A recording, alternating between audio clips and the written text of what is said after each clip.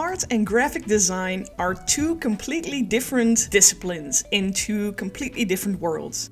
In today's episode, my good friend and fellow artist MK Gibson and I talk about the difference between art and graphic design, and also about trying to go for a specific look in a painting or trying to convey a specific feeling or emotion in a painting. And we do that by absolutely disagreeing on the chosen color palette for said painting. So sit back and hold on to something, because today's episode is going to be a fun and very interesting one. Welcome back to another Butcher Shop.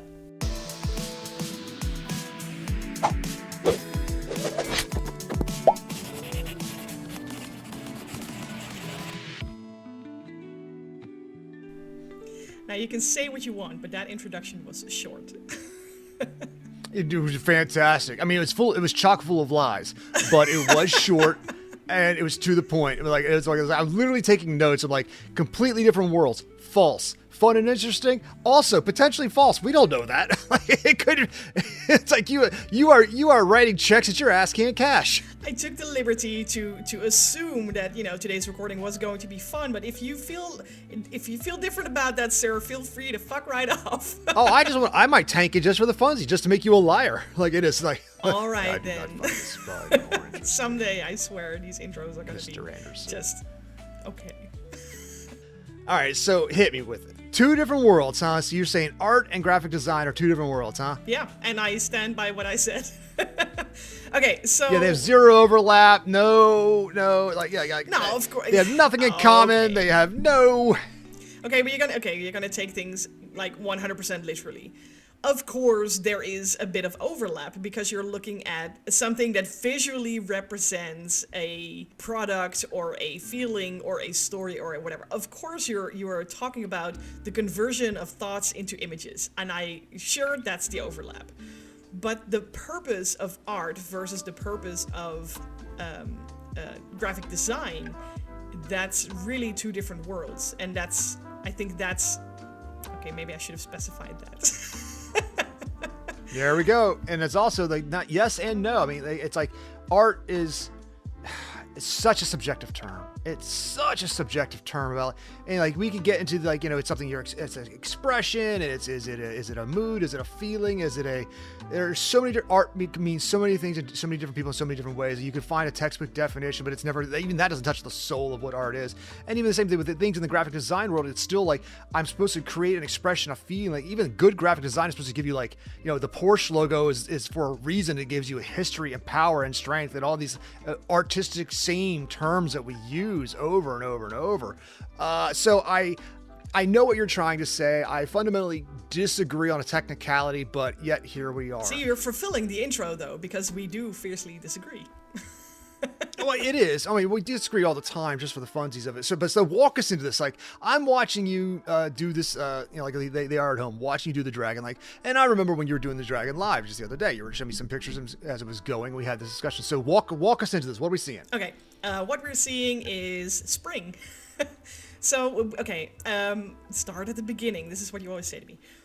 Right across from the street, we have, like, our neighbor has this gigantic magnolia tree, like a tulip tree, and it has hundreds of flowers. And the one in my backyard is a twig compared to that, and it had 2 flowers, and I was so proud of my little plant. Anyway, spring, it is the first tree or flower to bloom every year, and I was just sitting there staring brain dead outside for a moment, and I thought, oh, that magnolia is so fucking beautiful, I'm gonna do something with that. And so I figured it was sort of high time to do a dragon again. It's been a very long while since I've done one. And the funny thing is that one of the people I keep meeting at cons asked me, like, hey, when are you gonna have a new dragon again? Because I love dragons, and I said, yeah, someday. And I figured that today was gonna be the day. Long story short, what I really wanted to do was sort of celebrate that awakening of spring. And I'm instantly going to sound like this, ooh, I'm an artist, ooh, I'm playing with emotions, ooh. But this is just what I wanted to do. You sound like the comic guy from The Simpsons, but keep going. Worst artist ever. A few hours later. Yeah. That's SpongeBob. Anyway, keep going. Yeah, I know. It doesn't matter. So that's what I wanted to do. Like the waking up of the world, the waking up of the flowers. And with that, this little dragon came out of his hibernation hole. And so what you see me working on is, first of all, I start with the magnolias, and then later on, obviously, we're going to see how I paint in the dragon. And I think that's where it becomes interesting, because you and I have had a conversation about this while I was working on it even, where you said, do something, like, what do you plan with the colors? And I said, and I started with, I think, purple and pink, or purple and blue, or something like that. And then you said, don't do that.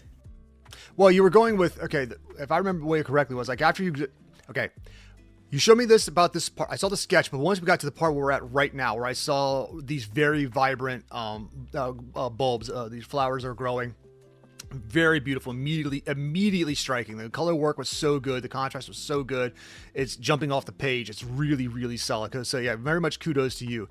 Yeah, and then you're trying to tell me about how you're telling me about your paints and blocks, and you're going on and on. I didn't stop listening at that because I was watching you, like I was watching this thing literally unfold in front of me, and it was bloody gorgeous. And then I said, well, what color are you doing the dragon? And you're like, well, I think I'm gonna do a similar type of thing where he's gonna have like his spikes on the back will be a very similar color to the bulbs that are going right now, and the dragon will be this. I'm like, and I immediately like said, I don't like that, and that's what started our conversation. And it's not about it's a bad choice. It was about, like, one. Whenever, again, the new Godzilla in that last movie where he had like the pinkish like hue on his spikes, like it looked really dumb. It just looks dumb. Sorry, like everybody, like you can disagree with me if you want. Some people like you, but that looked really dumb for Godzilla to have these like pink glowing nuclear spikes on his back. It's this kawaii Godzilla. Right, but it's because like. And then in my mental picture, I started seeing the spikes on the thing. So I saw like this flow from this, especially as you're drawing from the top right to the bottom left, this flow of paint going down. So I didn't see any real break of color. I didn't see any break of thing. I think the drag would actually be lost in the color of the pinks. And that's where I was like, that's where the graphic design element popped in, where I'm like, well, I think you're going to lose the image. It will be just a big flow, a Nike swoosh of pinks and like lilacs and purple and like those, like that magenta colors swooping down to the left. But if you made the dragon like a blue white with like cold colors, he would stand out in his own way in contrast to this gorgeous thing here, and would be represented and both be beautiful next to one another. And then we had this back and forth about, but that's not the feeling I want to express. These blue and white would be cold, and I'm trying to do spring. I said, well, then what if he's saying goodbye to the winter and spring? Then and we went back and forth, and then it turned into art of storytelling, and ultimately he's like, "I'll fuck off, I'm gonna do my own thing." And then, as I always do. I think we even made a fair reference to that in one of the previous videos, where you said, it doesn't matter what I say, you're always gonna go, no. And this was a wonderful example of that. But the thing is, okay, so here's why I checked out on that idea, though. And it's not, I mean, first of all, that's because you said it. No, so, okay, I noticed that at a certain point we were changing the narrative into a specific color palette, and that's not what I wanted to do. I wanted to choose a color palette based on the story that I wanted to tell, and we were doing the opposite thing. We were conforming the story towards, certain colors. Does that make sense? Yes, but then I argued back with you, which was, but then you should have pre-planned your story better. But why? Okay, and because I hear you, but why would I want to do and this is where, okay, this is why I opened with art versus graphic design, or and maybe and this is just a starting point because that's sort of what it made me think of. But isn't the whole idea of art is that you just trust your gut? Sure, you can plan it, of course, and at some point you have to, but sometimes it is also just fun to fuck around and find out. Start your painting, live on the edge, because you know that if you choose the wrong colors, you can throw away that work. You can just torch it, get rid of it, start over again. And it's that. Okay, I think put a pin in right there, real fast, because I think that's where you and I differ. If I was painting this, or if I'm doing a piece of work that I'm very proud of, and I saw those bulbs and how that branches are coming out, man, that's where my brakes hit. Like, I don't start plowing forward. Like, okay, now it's time for me to take a step back. And how do I make this the best? Not the best, not that you need to make it the best possible, but in my head, like, I don't want to sacrifice this work and this potential right now by doing something that would like make it fine. I want better than fine. How do I make it striking? And so that's where my brain kicks into like, what would I do to make this not just good, but striking? And that's, so anyway, like I would not huck this away. So when it comes back to the storytelling aspect, for me, it's like, if I wanted to, like, if I was influenced, again, this is me, this is you. I'm not saying mine is better, not saying yours is worse or vice versa. You know, this is just, I'm just talking about myself. I when I start to work on a project, what am I trying to get across and how, and then what are the best ways of doing it a little bit? So yes, if I wanted to tell a story of spring, I would probably made it like, like the old baby new year, like when you're handing the sash to the new baby new year kind of things, like the old baby giving it to the new baby kind of thing. I would have I probably had an old dragon, an old white dragon saying goodbye to winter as spring is blooming. And that's, I just would have given him a beard or made him age or just aged the little dragon up a little bit. And that's how I would have like had both, but like in my head, like that way I can have contrasting colors that look good next to each other, that still gives the same message. And you know, but as we're trying to argue over one another, like why we would do it, ultimately, like it's your hand holding the pen, pencil, and the inks, not mine, and that's why, like, you know, this is not a fight you have with your friend. No. It is, of course, we're not fighting, but I did think it was interesting to record this because I think what we're doing here is, we are viewing this from two very different point of views. And the funny thing is, like, the way, or what you just said with, like, the old dragon, you know, passing the torch to the new dragon for the new year, blah, blah, blah.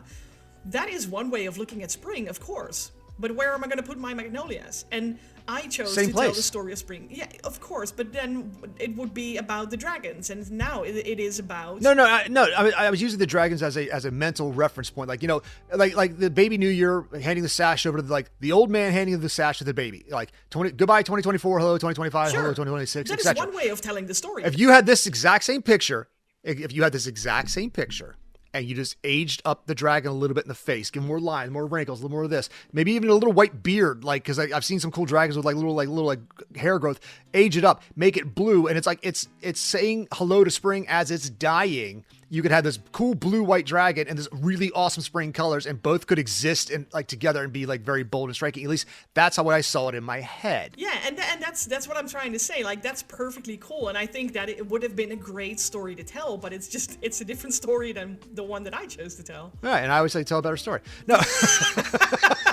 No, but I think the story is the same. Like, in essence, like, we're celebrating spring. So, well, you're telling a spring dragon saying hello to spring, and I thought like maybe a winter dragon saying hello to spring, but as he's saying goodbye to his cycle, you know, and that's why, you know, ultimately, like I know where the picture got to because I've seen the final product, you know, and there's like a mix between the two ish, you know. Yeah, because I did use blue in the end. Oh, I know. But when you start showing me the head, like you started the colors in one way in the head, and then you kind of transferred it to a different way. And then we argued about like another one is fun to argue with when it comes to colors is like in color theory. Like I personally do not like working in green for a central figure if it's realistic. And by real, like if it's correct proportions, whatever, because it's always green gets so muddled so quickly. And great for nature. Great grass, green, nature, trees, blah, blah, blah, leaves, fantastic. As it happens, nature is the main subject of this painting. That's not, okay, again, I'm talking about growing things. But this is growing things. The magnolia is a growing thing. Okay, go. What on that screen, of all the growing things on there, this herbology-based bullshit, what's green on there? The leaves. Very little. That's my point. But when a central figure like an alligator, a man, the Hulk works because he's cartoonishly disproportionate. Like nothing, it should not look that way. That's the reason the Hulk works, you know. But if you just but Drax, unfortunately, like he's greenish gray on screen. He's like one of the worst looking things on the screen on the Guardians of the Galaxy. No offense to Drax. Same thing with Gamora. Like it only works in the comics because, but like when you try to make this thing look quote real, it always looks bad. You know, they had to put like a dye in her hair and give her these clothes to make that skin work. It's like it's just not a good color for realistic things. Okay, but then here we disagree on why green is a bad color, because again, what you're saying is they fixed the green by giving her or giving them all these different like high intensity color assets, like a colored hair, bright colored suit, blah blah blah. But does that mean that the green does not do its job, or does it mean that what we have is a final product where all the colors are in perfect balance with each other? No, because you're fundamentally flawed with green when an essential figure that is not nature is green. It's really hard to tell it apart from. It's designed to blend in. That's what green exists to blend in with nature. It's there. It's part of like the process. So when you have a central figure that you're trying to look at, it gets harder. Now you did a good job when this final thing happened, because you like sometimes green gets too packed in, and when it's too packed in, you can't tell. And if it's too light, it looks thin. It doesn't even look like its existence. It is a extremely hard color to. I don't recommend any like novice fuck around with green until you master green, because it's a blending color. And to be honest, to master green, you have to master your yellows and blues, obviously. But that's color theory for you. And because yellow is that color blends insanely well. It disappears into everything. So once you understand that, and when you understand how that works, go ahead and pick up green. I personally really don't find green that difficult to work with, but that's, I guess, because I understand yellow. Right. Well, you do, and it is a situation where, like I said, I'll use Drax for an example. On the comic, Drax looks like the original Drax character in the comics was unfortunately like he looked like a Hulk type character with a cape, and he's kind of derpy.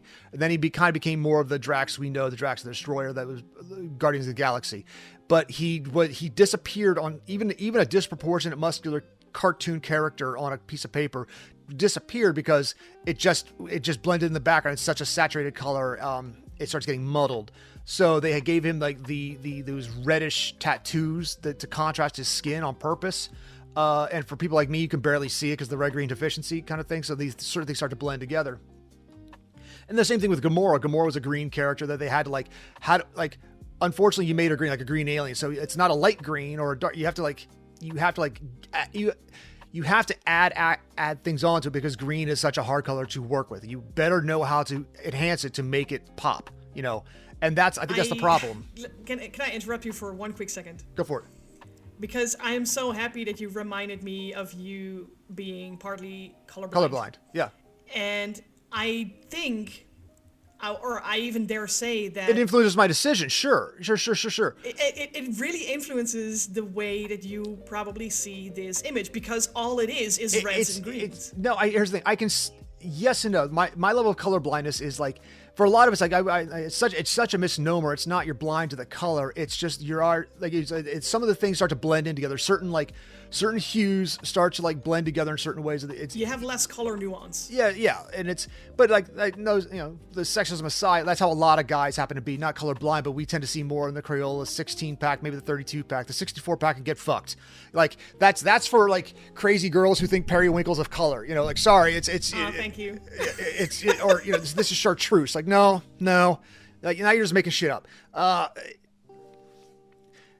There are certain colors that are clearly easier to work with when you're making a painting, a drawing, a figure, or whatever, and then other ones are, and yes, I know that in the graphic design world, complementary colors kind of blend together. You're looking more for contrasting colors to create a bold, striking image, etc., etc. Maybe, yes, I'm sure that my colorblindness plays into that to a degree, but when it comes to actually understanding the central figure, like you can't argue that. Like again, if I use Drax, I use Gamora, I use some of these other characters, like you see what I'm talking about. It's. But I think there is something fundamentally different in characters like Gamora or Drax or whatever, or in this particular case, a dragon, which is supposed to be part of nature. So for me, it makes so much sense that the dragon itself would be green, because he is nature. He is the awakening of nature. Well, sure, but I mean, this is a modern world. We all know a little bit about D&D, and green dragons are evil and they suck. They're chlorine-breathing pieces of shit. They're liars. You are impossible. Nerds, tell her I'm right. Okay, but who says this is a D&D dragon? Who says that this... Okay. I'm sorry, is D&D so ubiquitous it's part of our pop culture now? Yes. I don't know. Why can't this just be a dragon who woke up with the flowers and thinks, wow, it's spring, woo, celebrate. Yeah, you know? It's raving now?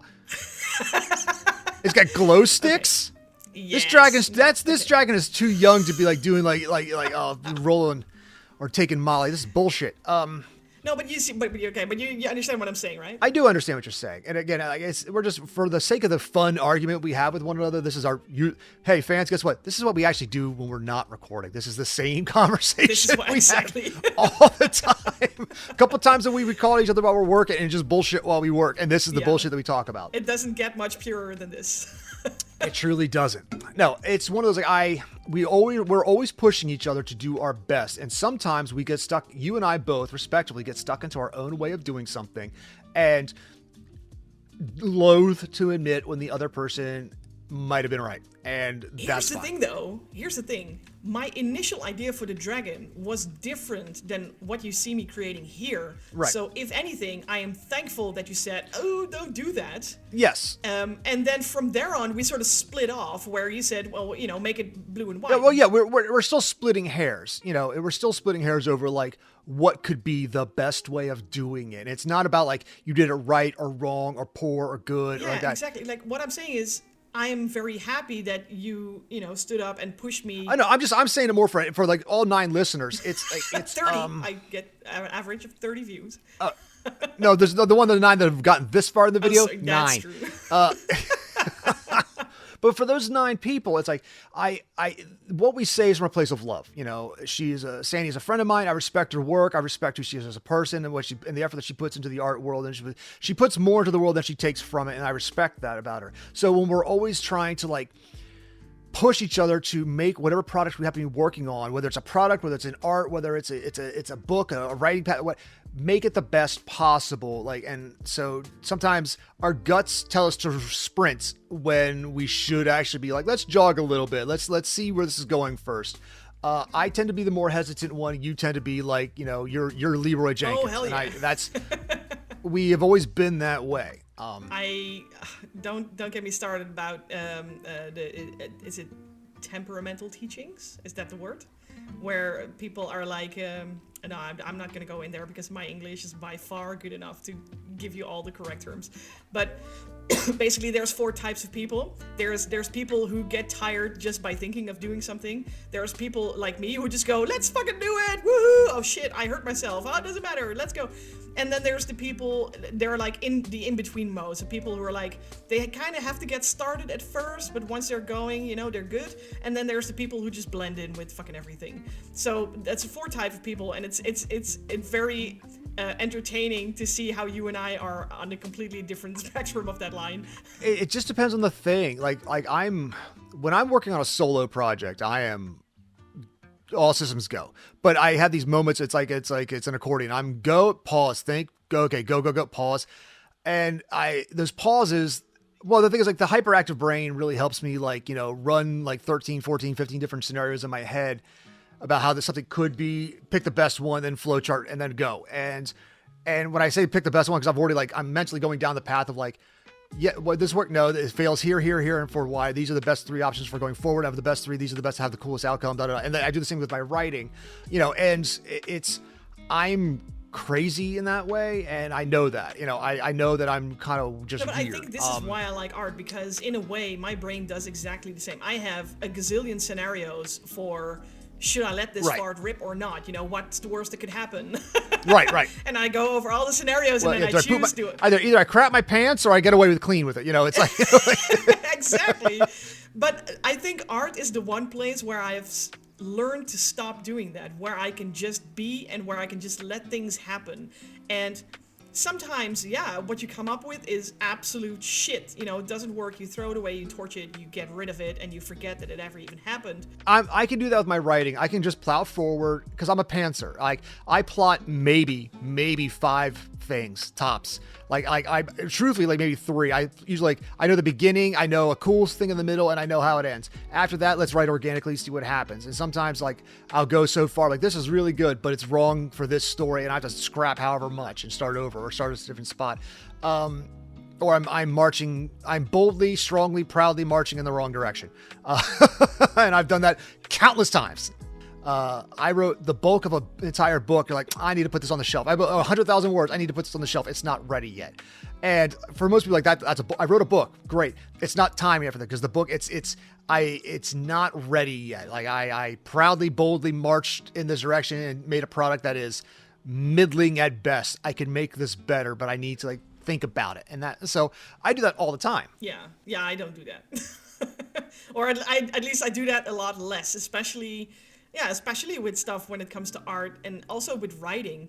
I'm just going to come back to Immortal Design again. The story that I wrote like a couple of months ago. I haven't edited anything yet. I got a lot of very, very good feedback, and I'm very happy with it, and I will work with that. But I didn't stop to think about where I want that story to go, or what needed to happen. I was like, okay, it's done, and now I want the opinion of others, so I'm going to send it out. And you would probably have just let it, rest for a couple of months, and I was like, nope. And it's the same here with art. Like, I can sit down and make a gazillion mock-ups of, different colored dragons, see what works best. Or I can just, it's gonna sound so weird. Or I can just feel my way through the painting. Does this work? Because if you look carefully, you see me color correct his arm, his face a gazillion times. Yeah, especially like around his eye, I grabbed the wrong color green. I was like, fuck, I'm never gonna be able to correct that. It worked out fine. I'm quite happy with it. And then you also see that the spikes and things, the fins on his head, are still more pinkish purple. Where with the later spikes, I'm like, no, it's gonna be blue. So it's very much a process of, okay, I felt this was right and I felt this was wrong, and it has this sort of process going into each other. And I don't know, I really like doing that, in art, because it prevents me from overthinking everything. No, I get that. That makes sense. I think, again, for me speaking, I want to use what I already have. If I have this analytical brain that's always overthinking at all times, whether I want it to or not, then let's use it to its, use it to its best advantage, I guess. So can I? Because we did, yeah. I mean, we did the whole 100 scenarios in the same image when we were working on the Imminent Peril card game. You even gave that as an example. If this were that project, then you and I would have immediately just got up, get off our asses and make all the mock-ups with all the different colors. But yeah, and again, I think that loops back into why I initially started this with, is there a difference between graphic design and art? Because in art, I tend to do that way less than when I really am designing a product. No, I get it, because you even said something to the effect of, you had a quote, something like, you're trying to convey a feeling or a look. And that, which I agreed to, but you also said something like, you don't think a different color setting would have been able to give that same feeling, which I disagree with. I think, we can play with colors in certain ways to still give the same emotion, just in different ways. But also, that's what it comes down to. That's why the subjectivity, the person who likes the art, who wants to buy the art, wants to appreciate the art, whatever the art, they might say, oh, I like the pinks, I like the blues, I prefer this, I prefer that, I like darker colors, I like lighter colors. You can see that in people's tattoos, you can see that in people, the art they hold in their house. So where that particular remark came from was when you started to separate the flowers from the dragon, and you started saying things like, the flowers are so beautiful. And I heard the compliment in there. You were really blown away by the flowers, whereas the flowers were, yeah, sure, they were beautiful. They were very easy to do. This is 3 colors blend, done. I was not afraid to do the flowers. But the thing is, the point that I'm trying to make is the way you tried to set up the color for the dragon was really going to make one of the two objects going to stand out sort of almost on its own. It was either going to be all about the flowers, or it was going to be all about the dragon, or at least that was the feeling that I was starting to get based from what you said. And well, I think, okay, I if I can, I'm not going to speak for you, but I'm interpreting what you're saying is the feeling that you're getting of or hesitance or fear that it would not be what you wanted it to be. There's a resistance, and I get that. No, I wanted it. Yeah, I wanted it to be one whole. The picture as a whole, the dragon and the tree equally important. Yeah. When you want a composition. Yeah. I'm tracking. You want one cohesive image, And again, I'm not it's go on. The Give flowers. Me another compliment. Go on. Okay. Well, again, I know you're calling a simple blend. For some people, it's harder than you think it is, and it's not. But what you also have is depth. With on a 2D image, you have a depth of field. The flowers at the top of the image are further away than the ones closer up. You did a good job of just creating depth. And also, they contrast the paper that they're happy to be on. Paper, so my god, it's great paper. But that's my point. You have like this really, really cool 3-dimensional, colorful, like depth of field thing going on. It's like the plane of the branches are all different, and that's what I was saying. I think you could put a dragon on there of these bluish persuasion that would sit amid these flowers and in a cohesive field of image that work together while being striking. And again, I was trying to convey that all to you by saying, hey, change it. Without actually... And then I said, no, fuck you. No, that's not true, actually. I said, maybe you're onto something, but I'm not going to change it into this particular thing. Because I did change. I did really step away from the initial idea I had with this, with like the blue body and the pink scales, the like super hyper Godzilla color. No, you were going to go green body and full pink scales. Or it was like, you said a pink dragon with pink scales. No, I think I said like dark or purple dragon with pink scales. I think that's what I purple dragon with pink scales. And I said, God, please don't. God, no, please, no. And you were right in saying that, and I'm glad you did. And that's again, this is why I really love how we work together. It's exactly like you say, like we push each other to make the best of what we have, and part of that is disagreeing with each other, because by disagreeing with each other you start thinking about, okay, if this is not what I agree with, what do I want? So it's just an extra push to sort of to think through this. Jesus, I can't speak. To think things through. But at the same time, not overthinking it, and sometimes just being able to step away from the thinking process and just going with what feels right. And for me, that's really where the magic of painting is. And I know that sounds dramatic and cheesy and, make all the horrible sounds. It truly does. It is really cheesy and dramatic. It is, but it's also very true. Sometimes cliches are true. It is true. And I think the other concept, like I was trying to say in the very beginning, where these are not necessarily different roles. I'm not saying graphic design, but for example, have you ever gone to someone's house I'm not saying you when I say this, but have you ever gone to someone's house and they love a particular color, let's say pink, and you go into the room and it's the pink room because everything in the fucking room is pink, or pick a color, everything is, this is the yellow room because everything in this room is yellow. And at a certain point, you're like, you just like yellow. And this room is actually very boring because nothing stands out. If everything is yellow, then nothing is yellow. Okay. And that's what I was afraid of when you first said, I've got these pink and purpley flowers, or pinkish, like this section of the color wheel together, and I want to make the dragon the same color, color wheel. I'm like, all I could think of was the pink room. Like, please don't do that. And I think you were absolutely right in saying that, and that's exactly the reason why I thought he's got to. But what I'm getting is like, but that's where that Venn diagram I was talking about at the beginning overlaps, because that's where color composition, color theory, like that is where like design theory can come into the quote art world to say you do something in such a way to make this piece stand out. And like as it zoomed out, you can really see the blue spikes. Guys, the green body, you did a great job because it's not all green. And that's the beautiful thing. Like, it's not all green because that chest is not green. Like the scales along the arms are not green. There's just enough green to let the brain think green.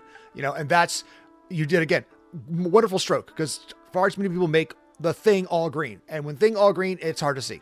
You didn't make it all green. It's fantastic. It's the blue.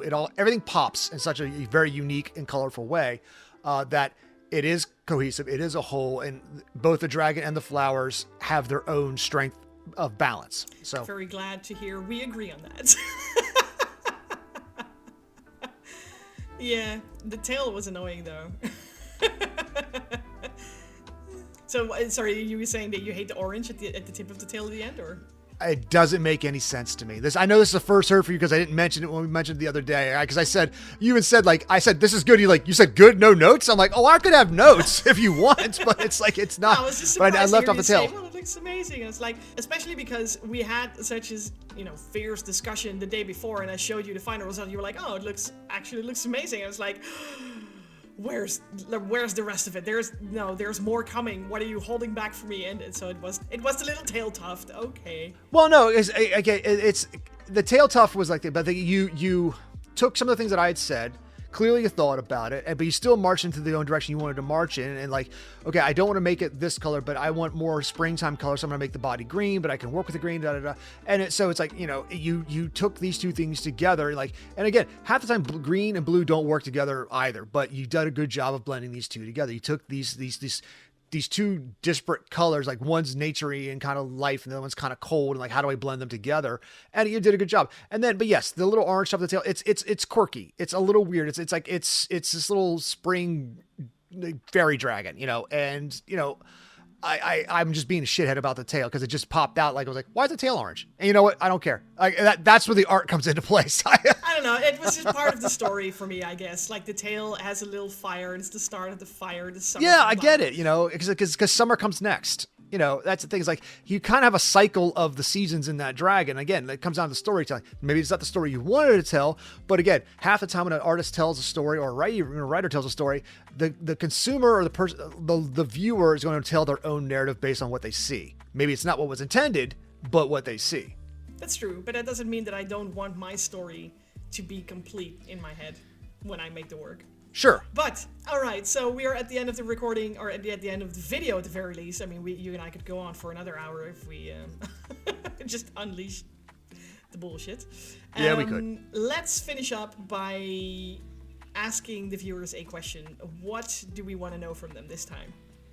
What is a good question? What color should she have painted it? What'd you think of the tail? No, but it's